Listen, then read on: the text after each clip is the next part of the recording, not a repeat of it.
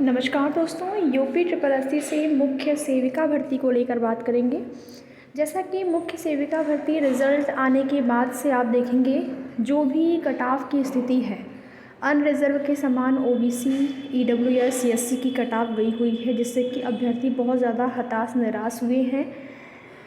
अनुमान था ये पहले से, आप मेरी कोई भी पुरानी वीडियो देखे होंगे तो आपने देखा होगा कि मैंने कहीं पर भी 50 से कम कट-ऑफ नहीं बताई थी अनरिज़र्व कैटेगरी की। हर वीडियो में आपको यही देखने को मिलेगा कि 53-54 के आसपास अनरिज़र्व कैटेगरी की जो कट-ऑफ है वो जाएगी, और जो रिज़र्व कैटेगरियाँ हैं उनकी वहाँ से 2 से 3 नंबर कम करके आप देख सकते हैं।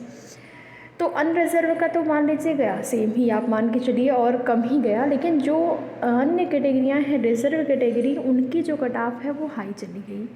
उसके बाद से अभ्यर्थियों में एक निराशा है, और निराशा जो है वो इस वजह से है क्योंकि यहाँ पर कहीं न कहीं उम्मीद थी जो रिज़र्व कैटेगरी के अभ्यर्थी हैं कि उनकी जो कट-ऑफ है वो कम रहेगी। लेकिन स्थिति जो भी है, आप देखेंगे लेखपाल भर्ती में भी अनरिज़र्व और ओबीसी, ईडब्ल्यूएस की कट-ऑफ जो डीवी के लिए थी वो सेम गई हुई थी। तो डीवी के लिए कई ऐसी भर्तियां हैं कि कट-ऑफ सेम जा रही है, लेकिन फाइनल में ये आपको देखने को नहीं मिलेगा। फाइनल में हो सकता है कि अनरिज़र्व ओबीसी का सेम जाए, लेकिन अन्य जो कैटेगरियां हैं उनकी कम ही जाएगी कट-ऑफ। और देखिए, जो कट-ऑफ अभी आपकी गई हुई है डीवी के लिए, उसमें और फाइनल कट-ऑफ में बहुत ज़्यादा अंतर आपको देखने को नहीं मिलने वाला है। 60 तक तो संभावना नहीं है कि अनरिज़र्व का जाना चाहिए, क्योंकि जो एलिजिबिलिटी को लेकर आपकी भर्ती में चीज़ें हैं वो अभी तक क्लियर नहीं हैं, और एलिजिबिलिटी को लेकर जो भी स्थिति है उसके बाद अगर उन अभ्यर्थियों को बाहर कर दिया जाता है जो कि बीएससी वाले होंगे, या फिर कुछ ऐसे भी अभ्यर्थी यहाँ पर हैं जिनका स्नातक नहीं बल्कि पीजी उन्होंने उस विषय से, विशेष विषय से किया हुआ है, तो भी उन्होंने आवेदन किया और उनके नंबर अच्छे हैं, कट-ऑफ के अंतर्गत आए हैं, तो उनका जो है डीवी के लिए चयन हो गया है। 2 ईयर 3 ईयर स्नातक में वो विशेष विषय हैं तो उनका भी चयन कर लिया गया है डीवी के लिए। तो ये सारे के सारे जो अभ्यर्थी हैं वो बाहर जाएंगे, इसकी संभावना 90% है। और अगर वो अभ्यर्थी जाते हैं तो आपकी कट-ऑफ में मात्र 2 से 3 नंबर की बढ़ोतरी होगी, जो कि वर्तमान में है अनरिज़र्व का। बाकी अन्य जो कैटेगरियां हैं उनकी कट-ऑफ जो है वो कम ही रहेगी, उनकी कट-ऑफ में बहुत ज़्यादा अंतर नहीं देखने को मिलेगा, अनरिज़र्व में भी नहीं मिलेगा, क्योंकि अगर इन अभ्यर्थियों को बाहर किया जाता है तो उस स्थिति में, लेकिन अगर उसमें शामिल रहते हैं अभ्यर्थी तब की स्थिति में कट-ऑफ आपकी थोड़ी सी हाई रहेगी। और ये जो आपकी कट-ऑफ जो आरक्षित वर्ग के अभ्यर्थियों का हाई गया हुआ है, इसकी वजह केवल और केवल जो यहाँ पर ज़्यादा से ज़्यादा अभ्यर्थियों को शॉर्टलिस्ट किया गया है, और ज़्यादा से ज़्यादा अभ्यर्थियों को शॉर्टलिस्ट करने के चक्कर में ये हुआ है। तो इसको लेकर आप लोग बहुत ज़्यादा परेशान ना होइए। बाकी आपकी भर्ती में वेटिंग लिस्ट को लेकर अभ्यर्थियों के लगातार सवाल बन रहे हैं कि वेटिंग लिस्ट का क्या होगा, क्या प्रावधान, क्या वेटिंग लिस्ट आएगी। तो आप सभी को बता दें, अभी तो ऑलरेडी आप देखेंगे इतने अभ्यर्थियों का चयन डीवी के लिए हो चुका है, तो इस स्थिति में ये कह पाना पहले से ये एक तरह से झूठी उम्मीद ही होगा।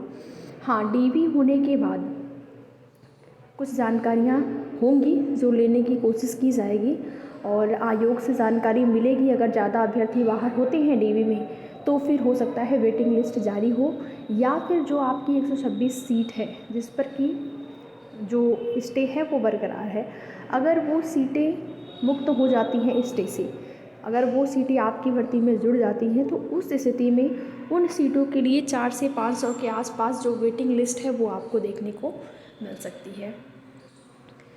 और देखिए, डीवी की डेट आपको जहाँ तक जानकारी मिल रही है कि दिसंबर के 2nd वीक तक आपकी डीवी हो सकती है। जो भी पुराने डॉक्यूमेंट्स आपके पास है, ज़्यादा पुराना जिससे आरक्षण वगैरह वाला जो है आपके पास, अगर ज़्यादा पुराना है तो आप उस स्थिति में नया भी बनवा लें, क्योंकि ज़्यादा पुराना होगा तो आपको प्रॉब्लम हो सकती है।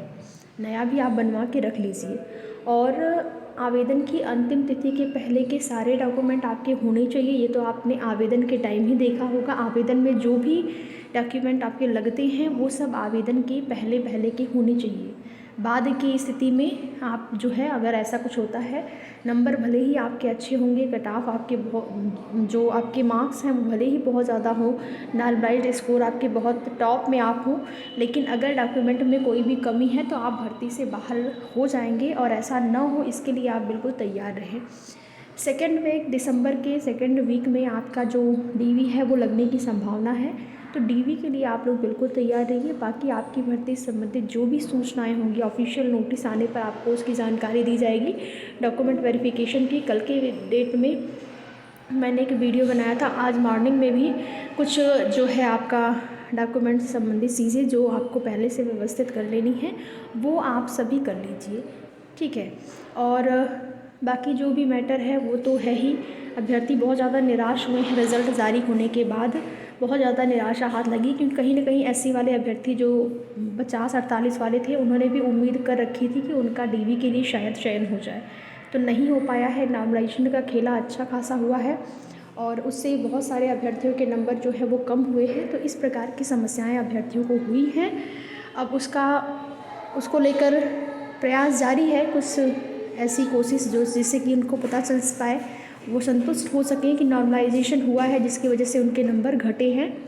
बाकी आगे की जो भी सूचना होगी आप सभी को उसकी जानकारी दी जाएगी। वीडियो में लास्ट तक बने रहने के लिए आप सभी का बहुत बहुत धन्यवाद। वीडियो पसंद आए तो लाइक शेयर करके, चैनल पर नए हैं चैनल को सब्सक्राइब भी ज़रूर करें।